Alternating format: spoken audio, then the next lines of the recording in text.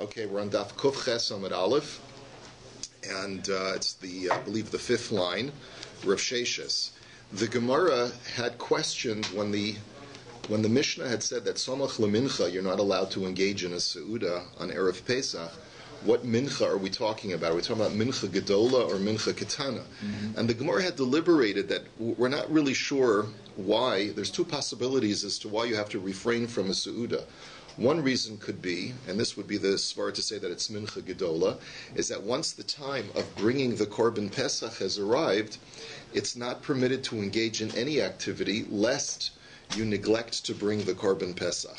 And so therefore, mincha would be mincha gedola. That, don't engage in anything that's going to detract you or distract you from bringing the korban pesach. The other svara is that it's mincha ketana, that in the 9th hour, which is a few hours before the Seder, you're not allowed to engage in a meal, not because you'll be distracted, because by that time you'll probably already have offered the korban pesach, but the concern is, we don't want you to eat because it'll make you lose your appetite for eating matzah and moror and korban pesach with a hearty appetite. So those are the two possibilities. And now the Gemara is going to try to bring a raya from Rav Sheshes. Rav Sheshes have a Yosef b'tanesa kol mali yoma de pischa. Rav Sheshes, every Erev Pesach, he used to fast the whole day. Well, that's an interesting point. The institution of Tainus Bechoros, I don't think was instituted in the times of the Gemara. I think it's post-Talmudic. But, it's very much akin to what some people do for Tainus Bechoros. So, Nema Kasavar Rav Sheshes Samach Lemincha Gedola. So let's suggest that Rav Sheshes is of the opinion that Samach Lemincha means Mincha Gedola, and that really you're supposed to refrain from the midday and onwards, and Tanan, Umishum Pischahu, and the reason why you have to refrain from the Suda is because you may get distracted from bringing the korban pesach, and Dilma Mimshach v'asilimnu milevad pischa, as I just pointed out too. B'savarla, but so then that would only explain why he wouldn't eat half the day, but why would he refrain from eating the whole day? So the Gemara explains, B'savarla ki had amar Raboshi amar Rabbi Elazar, he holds like these Amoroim who said that Machshir haya ben Beser v'pesach sheshachtu shachris berabas or lishmo, that the Rabbi Yehuda ben Beseira is a Tana who holds uniquely that if you bring the korban pesach even before chatzos, the korban pesach is kosher. In other words, even though we've seen up until now that all the other Tanoim hold that you can only bring it from chatzos va'elach, Rabbi Yehuda ben Beseira says that the entire day of Erev Pesach is kosher for the korban pesach. Umitzah for zman pischahu dekuli yama chazul pischa. And so therefore the morning is also the zman of bringing the korban pesach because the whole day is kosher for the korban pesach. And what's his rationale? Desavar bein ha'arbayim bein erev de'esmo le'erev de'ha'idna. And the way he learns the pasuk is the Torah says, "Bring the korban pesach bein ha'arbayim," which usually means as the day is beginning to end, as the sun is starting to go down. So that's the way the normative way of learning it. But Rabbi Ben Beseira looks at the pasuk bein ha'arbayim as between the two evenings, meaning between the night before Pesach and the night of Pesach. And between, meaning that the period that's bounded between those two evenings, which is therefore the whole day of Erev Pesach, is kosher for bringing the korban Pesach. And that would explain why Rav Sheshes would refrain the whole day from eating, because basically he said that anytime I can bring the korban Pesach, I'm not allowed to eat so as not to distract myself from doing the mitzvah. So the Gemara says from here we can prove, perhaps, that Samach Lemincha means from Chatzos and onwards, according to our mission. So Amri Lo. The Gemara says, no, that's not correct, because Shiny Rav Sheshes, the Istin is Hava, the Itoim B'tzaframi, the Lu'urta Lo Hava Mahani Le Mechla. Answers the Gemara, no. That's not the reason why Rav Sheshes fasted all of Erev Pesach. Rav Sheshes fasted because of appetite issues. He wasn't what's called an Istinis. He was a fastidious eater. Like some of our kids, they're finicky eaters. And as a result, he would not eat anything on Erev Pesach, because even sometimes when Rav Sheshes would eat something in the morning, it would spoil his appetite in the evening. Right? Halavai, we should have such problems, right? So the Gemara now says So that's it. So therefore, the Gemara says you can't prove from Avsheshus one way or the other whether it's Mincha Gedalia or Mincha Ketana. We're now ready to start the next part, which is Vafilu Ani Shabi Yisrael Lo Yochel Ad Sheyaseh. We have the din of Heseba. There's been a huge amount of Torah, especially in the Achronim, about the mitzvah of Heseba, of reclining when you're drinking the wine and eating the matzah, and we're going to discuss that presently.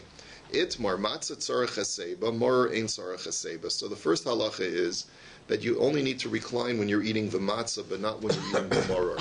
The matzah is reminiscent of our liberation, because it says that we left in haste because our bread did not have a chance to rise, and that's why we eat matzah. So it in and itself is an icon of our liberation from Egypt, and that's why you need to recline, because you need to demonstrate your freedom. But the maror is an icon, a symbol of our slavery, and the bitterness of our slavery, and therefore it doesn't warrant reclining, because those are two different ideas. Yayin. Now what about wine? You have to recline during wine.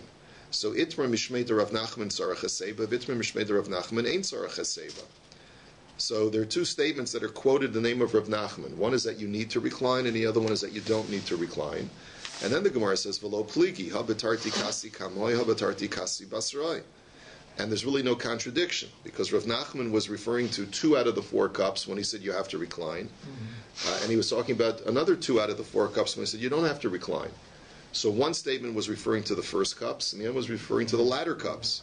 But the question is, which one was it referring to? So, Amri lo lahai gisa, Amri lo lahai gisa. So that also is not clear. Some say in one direction, and some say in the other direction.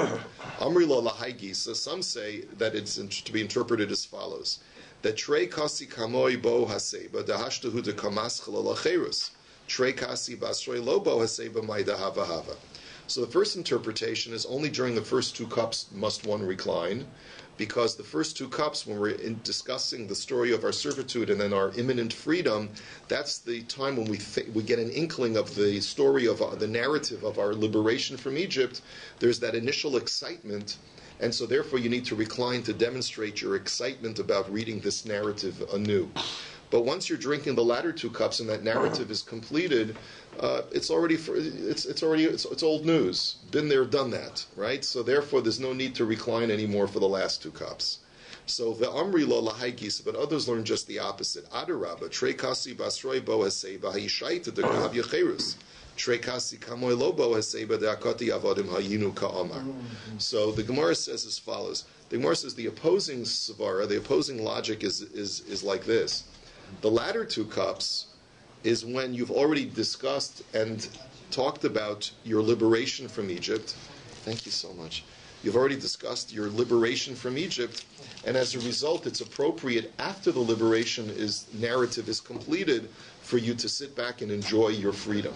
And that's why you should recline by the latter 2 cups. The first 2 cups, the whole thing is so fresh and new, and you're also in the midst of talking about how you were slaves.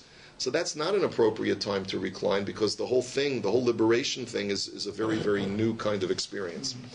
Psychologically, this is a very interesting Gemara. There's true liberation, right? When it's new and exciting, there's a svara to say to recline, right? But there's also a counter svara, which is when you're a newly freed slave, you don't know how to deal with your liberation. You don't know how to deal with your freedom. You need time to get used to it, and that's the second. Why do you say svara is that just like Mara doesn't need a seva, so also the first 2 cups are similar to Mara, because we don't have the gula yet. Right. Well, that's the point. Is that the first 2 cups are a combination of both Avodim Hayinu and Vayotzi Enu Hashem Mitzrayim. It's a study of contrasts, and so that would be the svara to say that you don't recline for the first 2 cups. The Gemara now says, Hashta de itmar hachi ve'itmar hachi, idi ve'idi bo hasebas. The Gemara says, well, now that we have this controversy and we're not really sure which one is correct, you should recline for all 4 cups. And what's interesting is that the poskim go through a discussion of b'di'evet. What happens if you didn't recline? What are your options and what are your obligations as far as re-drinking kosos? And our recommendation, therefore, is to don't get yourself into a b'di'evet situation, because it becomes very complicated. Okay, and the same thing with matzah too. By the way, if you didn't eat matzah with heseba, then there are poskim who say that even b'di'evet you have to go back and eat more matzah. So the best thing is not to get into those b'diavad situations. Okay, so prakton lo shmei haseba, and haseba is yamin lo shma haseba. That if you lie on your back, that's not called reclining. And if you lean on your right side, that's also not called reclining. In other words, so therefore you can't just get the lazy boy or the marca lounger and just put it back and recline and start eating matzah or drinking wine that way. Nor, if you recline on your right side, that's not going to work. And not only that, but reclining in that fashion could actually be dangerous because it could cause you to choke, because it could cause you to swallow food while your trachea is open, while your trachea is going to be intaking, and therefore you could choke and is that aspirate? Is that the word? Yeah. Aspirate on your food. So the Rashbam actually brings two different interpretations as to what the concern is over here. He brings one interpretation that this concern about aspiration is only when you're lying on your back. But then he brings the other interpretation is that no, only leaning on your right side causes aspiration, but not leaning on your back, which is problematic because I have a number of doctors who I've spoken to over the years tell me that there's no greater risk of aspiration when you lean on your right side than when you don't lean on your left side. Because structurally, I always thought that the epiglottis was more prone to not closing properly when you lean on your right side. That's the way that it was always portrayed to me by my teachers. But the truth is that biologically it doesn't work that way. There's some anatomic thing that where the esophagus takes off. So I think that's where they probably got it. The Chachamim probably got it. I think in practice it doesn't matter. Yeah. This is that means there's another reason why you would lean on your left. What would that be? Correct. So that's actually a good point. The first reason why reclining on your right side is not called reclining is because how are you going to drink? If I'm leaning on my right side, I've disabled my right hand. If you're lefty. So that's the nafkamina. The nafkamina is that if you only had the first reason, then a lefty would recline on his right side. But now that I have the second reason, which creates an anatomical sakana, so then even a lefty has to recline on his left side, even though it's going to be awkward for him to drink with his right hand. So Isha Eitzel Bala Lobaya Heseba. A woman, if she's dining with her husband, does not need to recline because out of the awe and fear that she has of her husband, right? Used to exist. Wait a minute. I use money. But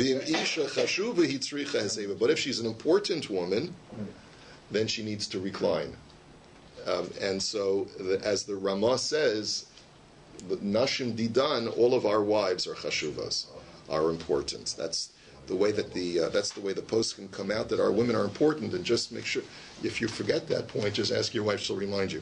But anyway, so the question then is, if the Gemara's conclusion is that women who are important recline, why don't our women recline? So it's based on the sheet of the Ravya, who was one of the Rishonim, who says that now, since the practice among all people is not to recline during meals, therefore only men should go that extra mile to recline, but women, because there's this whole controversy, bichlal, whether they have to recline or not, so we can get them off of reclining in general because societal mores of eating have changed completely.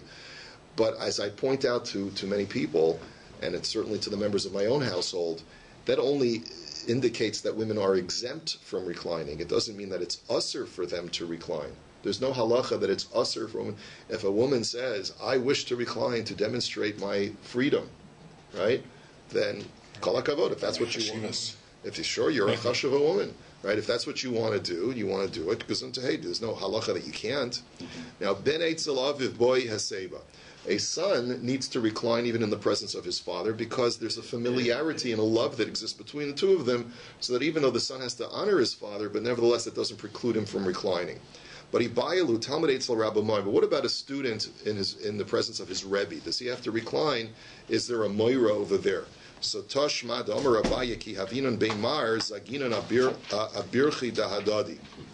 That when I would have the seder by my Rebbe Rabbah, when he was the Rosh Yeshiva, we would all recline by placing our elbows on the friend to the left of us, we would place our elbows on his lap. In other words, we would all sit it was very crowded, and we would sit on a bench, right, all next to each other. There was no room to recline in any other way, so we would lean on the guy next to us, on his lap. But ki asinun lebei Rav Yosef amar lan lo tzrichtu mora rabcha k'mora shamayim. But when Rav Yosef became the Rosh Yeshiva, and we were having the Seder with him, he says, no, it's not necessary for you to recline because the awe or fear of your Rebbe is upon you, and therefore would not even be appropriate for you to recline.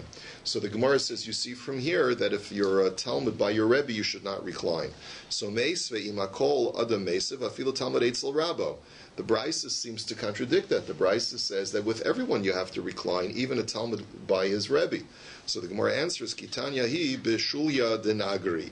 The word Talmud and Rebbe in that case does not mean a yeshiva student with his Rosh Yeshiva, but rather means an apprentice with his mentor. Let's say a person who's learning carpentry or blacksmithery or whatever that's for. What's the word? Smithery. Smithery? Something like that.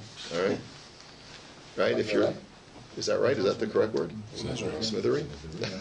That's not a new guy. So when I say I'm going to blow you to smithereens, what does that mean?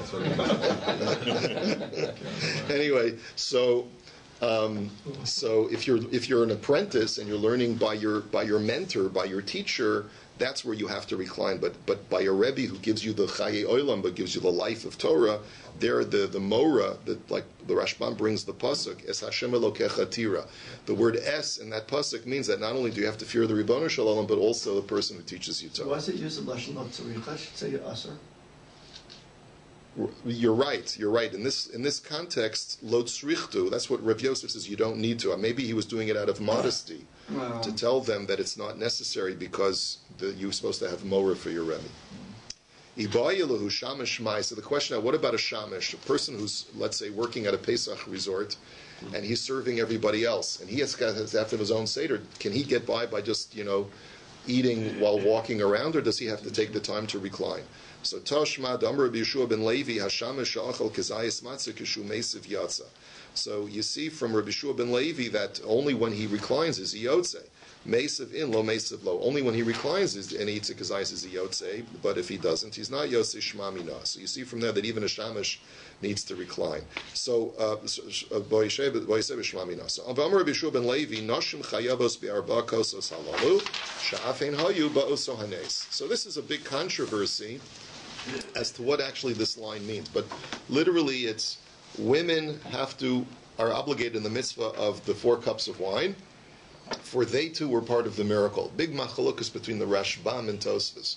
Rashbam says, "Afein hayu ba'oso hanes," is that they played an integral role in the miracle, and therefore the way that they played an integral role is whereas the men, because of the servitude, wanted to stop having children, the women had more bitachon, and they insisted on more and more procreation, so that there would be a miracle, a greater liberation of the children. And therefore, they are rewarded by being commanded in this mitzvah as well.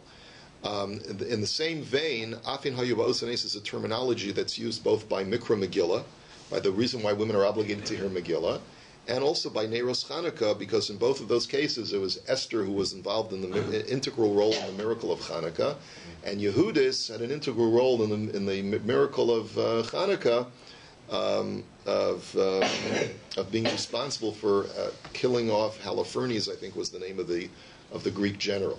But the Tosfos disagrees with the Rashbam, and he says, based on the language, Afhein Hayubos Hanes means that they too, or even they, were part of the miracle. Even implies that they weren't as integral, but they also have an obligation. So therefore, he says, Tosfos learns it's not that because of the integral role that they played in the miracle, but rather because their lives were also in peril as much as the men's were.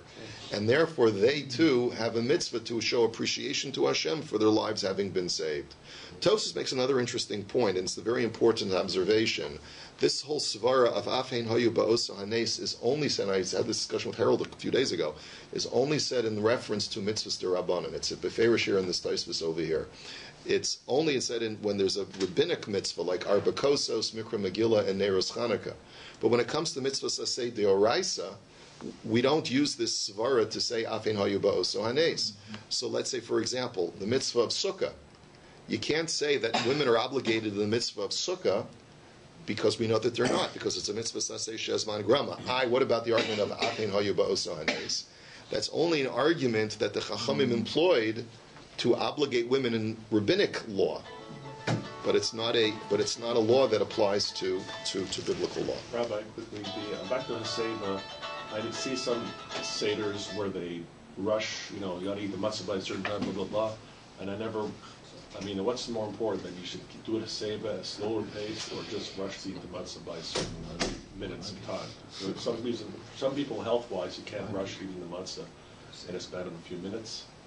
I've seen people say you have to eat it within a certain amount of time. Is that true? Eating the matzah shear within a certain amount of time. Yeah, you should try to eat it within 2 minutes if you can, but you have up to 9 minutes according to many poskim. So you do whatever you can. But haseba actually is more important. Is more an important imperative than gobbling it down in 2 minutes. But there were women that were slaves too, were they not? Isn't that part of the reason why they could be included? That's what Tosfos says. That's what Afin Hayavos Hanes. They were slaves too, right. And their lives were in peril too. Amar of Yehuda Amar Shmuel Arba Kosas Halal Tzrech Sheyeh Ben Kedei Mezigas Kos Yafe. This whole teaching of Shmuel is going to be analyzed carefully by the Gemara, but let's just read what he says. He says these 4 kosos that you drink have to have a measurement of Kedei Mezigas Kos Yafe. That means that the amount of wine that you put into each cup has to be such that when you dilute it, it's diluted properly and you're going to have the proper measurement. Now what that measurement is, Shmuel actually doesn't say explicitly. Shasan chai yatsa, if you drink them undiluted, you're yotze. Shasan bevas achas yatsa, if you drink them all one after the other without drinking them in the proper seder, you're also yotze. And hishka mehen levano v'livnei veso yatsa. And the final thing that Shmuel says is that if you give the wine to your children to drink, instead of you drinking it yourself, you're also yotze. Now these statements unto themselves don't make a lot of sense, so we have to analyze them properly. Shasan chai yatsa, when we say that if you drink it undiluted, you're yotze, it sounds like the wine back then was more like brandy that we have today. It was extremely concentrated. And so Amar Rava, that was not, you normally didn't drink wine that way. So Amar Rava, yedei yayin yatsa, yedei cherus lo yatsa. So Rava says you only fulfill the mitzvah of yayin. Now what that means, what does that mean, the mitzvah of yayin? There's a separate mitzvah of drinking arba kosos, regardless of whether those arba kosos demonstrate my freedom or not. I fulfilled the technical rabbinical requirements of drinking arba kosos, but I haven't demonstrated freedom by drinking them in this abnormal fashion that a free man doesn't drink wine this way. Shasan bevas achas, and furthermore, if you drink them all one after the other, not according to the way that they're instituted in the Seder, so Rav Amar Yedei Yayin Yatsa, Yedei Arba Kosas Lo Yatsa. That's the girsa that the Rashbam has, that you fulfill the mitzvah of Yayin, which Rashbam over here says means you fulfilled the obligation of Simchas Yom Tov by imbibing wine, but you haven't really fulfilled the mitzvah of arba kosos, and you'd have to drink another 3 kosos after you drank these multiple cups of wine one after the other. If you had 1 kos too, would it be yaitz of yayin? What? If you had 1 kos of yayin, would it be yaitz of the mitzvah of yayin? Yeah, if it was a big kos, yeah. In other words, if it was big enough so that you would be properly inebriated, I guess, in that process.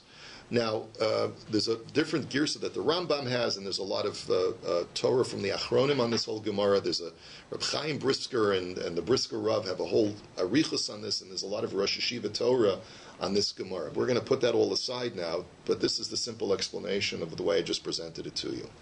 Hishka mehen lebana v'livnei veso yatsa. Now, what about Shmuel's statement that if you give the wine to your family members instead of you drinking it, you're yotze? Amar of Nachman bar Yitzchak v'hu deishti ruba dekase. But he says, wait a minute, you got to drink something. You have to drink a rov kos. Now, rov kos means the majority of a revius. That's really what the rov kos means in this context, the majority of a revius. Then if there's more left in the kos, you can give that to your family members. So meisve, now let's challenge this. Dalit kosas halalu tzarech sheyehi ben kidei revius echad chai ve'echad, kidei revius kama, echad chai ve'echad mazug, echad chadash ve'echad yasha. That how much wine does there have to be in these 4 cups? In each of the 4 cups, there has to be enough that you can hold a revius of wine, and it doesn't make a difference whether it's diluted or undiluted, but you have to have a total of 1 revius of beverage in each cup, and it also makes no difference whether the wine is new or the wine is old. Now, what's the difference between old wine and new wine? So one of them, says the Rashbam, has lost its flavor. It doesn't have the same normative flavor of wine. The Rashbam equivocates whether it's new wine or old wine. Sometimes you could say that it's new wine because it hasn't fermented. Also, alternatively, you could say that it's old wine that has lost its flavor, it's gone stale.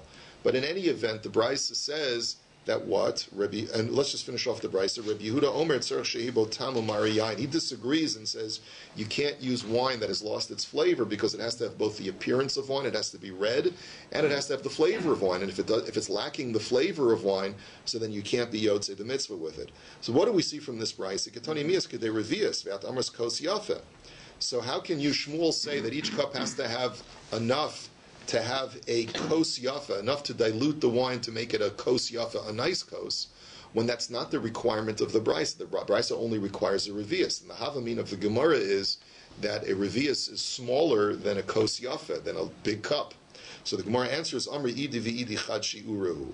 Mai kedei mezikas kos yafa deka'amar l'chol chad v'chad dahabilahu kulhu revius.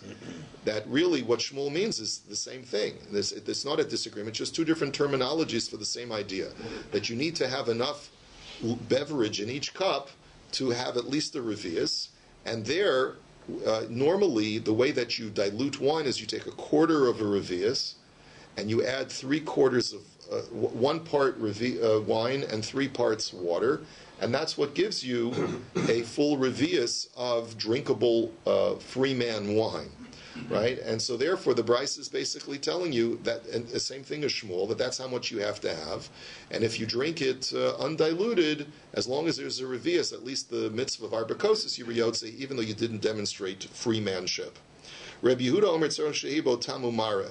Rabbi Yehuda says, he disagrees with the Tana who says that it doesn't have to have the exact flavor. He says, no, it has to have both the appearance and the flavor of real wine. Amar Rava, my time of the Rabbi Yehuda. What's Rabbi Yehuda's reasoning? D'chsiv al tera yayin ki yis adam. It says, do not look at wine when it gets red. And it says, it's a pasuk from Mishlei, ki yitein bakos eino yisalech b'mei sharim, that when a person places the cup on his eyes, he shall walk in uprightness. In other words, what the pasuk is trying to advocate is, don't let yourself be drawn after the attractiveness and the allure of wine.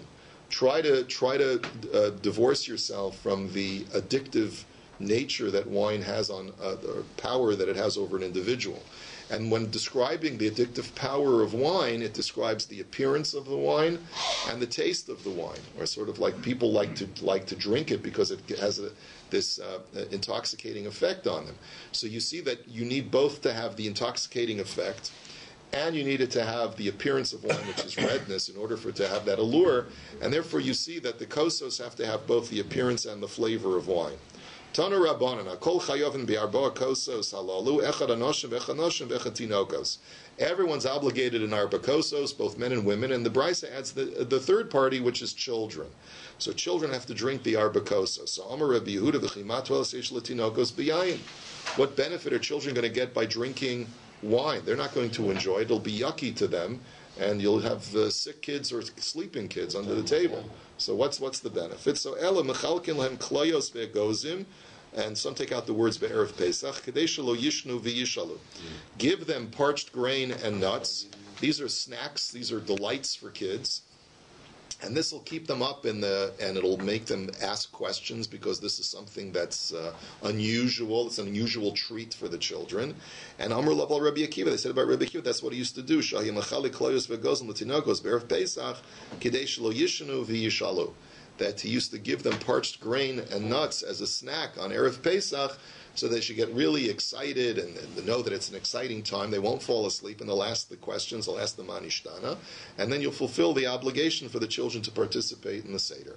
And we'll have to hold it here for today as well.